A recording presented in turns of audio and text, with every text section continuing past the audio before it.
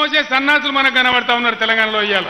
తెలంగాణ ఆత్మ గౌరవాన్ని 60 ఏళ్లు కొట్లాడి తెచ్చుకున్న తెలంగాణ ఆత్మ గౌరవంతోనే ఉందామా?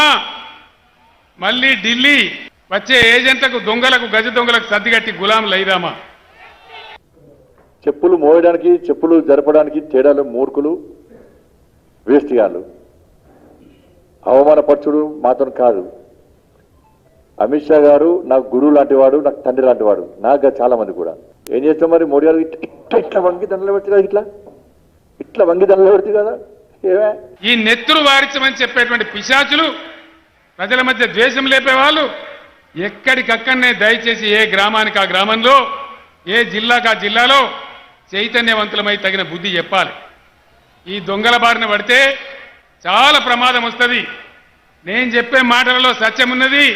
అందుకే ఆకాశం నుంచి చినుకులు కూడా పడతా ఉన్నాయి. ఏమిది ఆయన మాట్లాడుతుంటే వర్షం పడి సత్యం అట. ఈయన మాట్లాడుతుంటే చినుకులు పడితే అబ్బా సత్యం. చినుకులు అంటే మరి ఇంట్లో చినుకులు పడట, ఇంట్లో అబద్ధాలన్నట.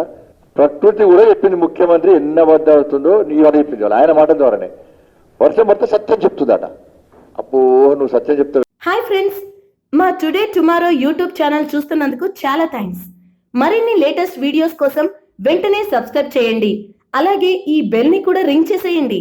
మా నోటిఫికేషన్స్ అన్ని మీ మొబైల్లో వస్తాయి. అలాగే మా వీడియోస్ మీకు నచ్చితే లైక్ చేయండి, షేర్ చేయండి, నచ్చకపోతే కామెంట్ చేయండి.